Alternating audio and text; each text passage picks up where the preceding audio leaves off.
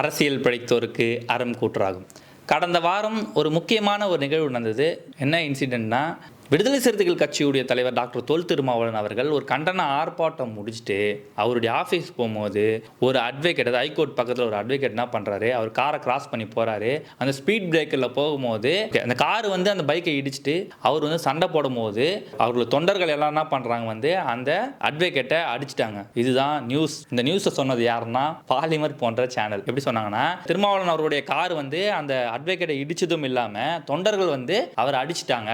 இப்படிதான் நியூஸ் வருது. இதுதான் பரப்பப்படுது. இவங்களுடைய எண்ணங்கள் என்னவா இருக்குதுன்னா, இவங்களே இடிச்சிட்டாங்க, இவங்களே அடிச்சிட்டாங்க அப்படின்ற மாதிரியான ஒரு எண்ணம் மக்களிடையே பரவலாக ஏற்பட்டு விட்டது. இதுக்கு காரணம் யாருன்னா, இது கிரெடிட் யார் கொடுக்கணும்னா பாலிமர் சேனலுக்கு மட்டும் தான் கொடுக்கணும். அப்புறம் ஒரு வீடியோ வெளியிடுது. அந்த வீடியோ என்னன்னா, ஃப்ரண்ட்ல ஒரு கேமரா, பேக்ல ஒரு கேமரா, ரெண்டு பேர் வீடியோ எடுக்கிறாங்க.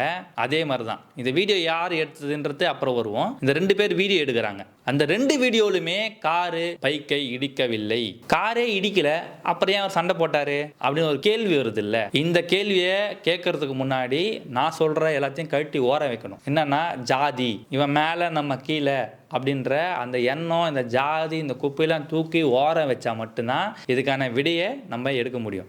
ஓரம் வச்சுட்ட பிறகு நான் சொல்றேன் பாருங்க. இப்போ என்னன்னா, அந்த அட்வொகேட் வந்ததாகவே வச்சுக்கிட்டோம், கார் போனதாக வச்சுக்கிட்டோம், இல்லை இடிச்சதாகவே வச்சுக்கிட்டோம். திருமாவளவன் அவர்களுடைய காரு அந்த பைக்கை இடிச்சதாகவே வச்சுக்கிட்டோம். அவர் இமோஷனல்ல போயிட்டு ஒரு முறை சண்டை போட்டதாகவே வச்சுக்கிட்டோம். போய் யாரோ காத்துல. ஆனால் புரோட்டோகாலுக்கு பின்னாடி இருக்கிற போலீஸ்க்கு எல்லாம் வந்ததுக்கு அப்புறம், இவர் யாருன்னு தெரிஞ்சதுக்கு அப்புறம் இந்த அட்வொகேட் ரொம்ப இமோஷனலாக கத்த ஆரம்பிக்கிறார். அதுக்கான காரணங்கள் என்னவா இருக்குதுன்னு ஒன்று இருக்குதுல்ல, அது ரொம்ப முக்கியம். பைக்கே இடிக்கல, நீ எது கத்தன, நீ எதுக்கு திட்டன அவரை பார்த்து அப்படின்னா, இதில் ஒரு உள்நோக்கம் இருக்குதுல்ல.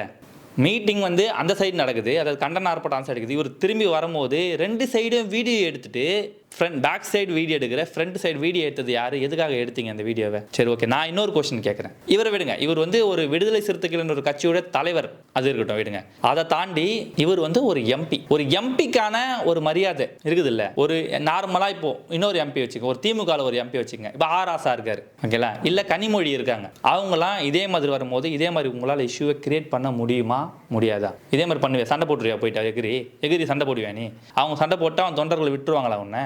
இல்லை, உங்களோட நோக்கங்கள் என்னன்னு தெரியல. அது இல்லாமல் பார்த்தீங்கன்னா, அவர் ஏன் வெளியே வரல, சண்டை நடக்கும்போது அவர் ஏன் வெளியே வரல அப்படின்னு கேட்கறதுக்கான அந்த நியாயங்கள் உங்களுக்கு புரியவே இல்லை. சண்டை போட்டு தொண்டர்கள் அடிக்கிறாங்க சொல்லுவது, இவ்வளோ விஷயம் நடக்குது, திருமாவளவன் அவர்கள் ஏன் எழுந்து வெளியே வரல அப்படின்னா, என்ன நீங்கள் ஸ்கெட்சாக கூட இருக்கலாம்ல.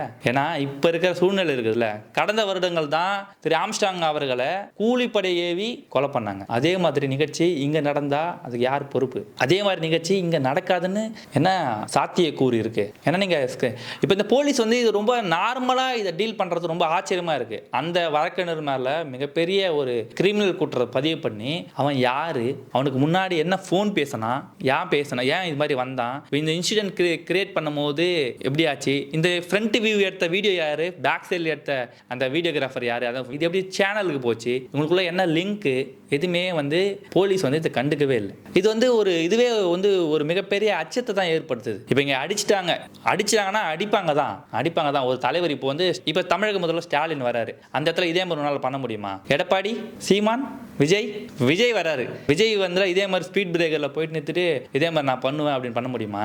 ஏன் பண்ண முடியாது? அப்ப இங்க என்ன உங்களுக்கு என்ன ஒரு இலக்காரம், அந்த என்ன வருது, ஜாதி. அப்புறம் இதுல அதுக்கு இல்லாம பார்த்தோன்னு இந்த இன்சிடென்ட் நடந்த உடனே அண்ணாமலை அறிக்கை விடுறாரு. எல்லா தேவர் கம்யூனிட்டின்னு ஒருத்தவன் அறிக்கை விடுறான், ஒருத்தவனா அந்த கம்யூனிட்டின்றான், ஒருத்தவனா பிஜேபி ஃபுல்லா இதுல ஃபோக்கஸா இறங்குது. பிஜேபி ஃபுல்லா இறங்கி அறிக்கை விடுறாங்க, திருமாவளவன் அடிச்சிட்டாங்க, இவர் ரவுடி, கட்ட பஞ்சாயத்து பண்றாங்க, அது பண்றாங்க, இது பண்றாங்க. இதுதான் அங்கதான் இது ஒரு ஸ்கெட்ச் மாதிரி ஃபீல் ஆகுது. தமிழக அரசு என்ன பண்ணோம், இதை ரொம்ப லூஸ்ல விட்டாங்களோன்னு ஃபீல் இருக்கு. ஆக்சுவலி இந்த பர்சனுக்கு பின்னாடி யார் இருக்காங்க, ஏன் விசாரிக்கவே இல்லைன்னு ஒரு மிகப்பெரிய டவுட்ஸ் இருக்கு. ஒரு எம்பி இங்கிருந்து கிராஸ் பண்ணி போறாரு, அவர் நார்மல் எம்பி மட்டும் கிடையாது, அவர் ஒரு கட்சியோட தலைவர். அவருக்கான பாதுகாப்பு என்ன நடவு இருக்கு? ஃப்ரண்ட்ல ஒரு வண்டி ஏன் போல, பேக் சைட்ல ஏன் இந்த வண்டி ஏன் ஃபர்ஸ்ட் ஃப்ரண்ட்ல போச்சு, எவ்வளவு ஒரு பாதுகாப்பு, என்ன மாதிரியான பாதுகாப்பு இருக்கு? நாளைக்கு ஒரு இன்சிடென்ட் நடந்ததுக்கு அப்புறம் அதை பத்தி பேசுறதுக்கு வேஸ்ட், ஓகேங்களா? இந்த விஷயத்தை ஈஸியா கிராஸ் பண்ணும்போது நாளைக்கு வேற ஒருத்தன் வருவான். இப்போ இதை நேமா, இப்போ இவருடைய பேரை கெடுக்கிறதுக்கு ஒரு விஷயம் பண்ண போறாங்க அப்படின்னாலுமே இது ஒரு ட்ரெண்டாக மாறும். எல்லாருடைய கட்சியுடைய தலைவரையும் இல்லை ஒரு அரசியலுடைய எம்எல்ஏஓ எம்பியோ யாரையோ ஒருத்தர இதே மாதிரியான இந்த வளையத்துக்குள்ளே சிக்கிறதுக்கான வாய்ப்புகள் கிரியேட் ஆகிருக்கும். இதை அடியோட எந்த கட்சியாக இருந்தாலும் அதை வந்து வேரோட வெட்டி எடுக்கணும். ஏன்னா அந்த வீடியோவில் ரொம்ப தெளிவாக இருக்குது. இட்ஸ் அ கம்ப்ளீட்லி பிளான்டாக இருக்குது. ஏதோ சம்திங் பிளான் இருக்குது. அந்த பிளானை வந்து மக்கள் கூடவோ போலீஸ் வந்துடவோ அங்கேருந்து எக்ஸிக்யூட் பண்ணாத ஓடின மாதிரி இருக்குது. இல்லை தொல் திருமாவளவன் அவர்கள் கீழே இறங்காதனால இங்கேருந்து எஸ்கேப் ஆகி ஓடிட்டாங்களோ அப்படின்ற ஒரு எண்ணமும் இருக்குது. அந்த ராஜீவ்காந்தின்ற ஒரு பர்சனை கண்டிப்பாக விசாரணை வளையத்துக்குள்ளே வச்சு தான் பார்க்கணும். அப்புறம் எனக்கு இன்னொரு விஷயம் ரொம்ப மிகப்பெரிய ஆச்சரியமாக தான் இருந்தது. என்ன மிகப்பெரிய ஆச்சரியம் அப்படின்னா, இதுக்கு வந்து ஆதரவு இவருக்கு, அதாவது திருமாவளவன் அவர்களுக்கு ஆதரவு தெரிவித்த குரல் வந்து ரொம்ப கம்மியாக இருந்தது.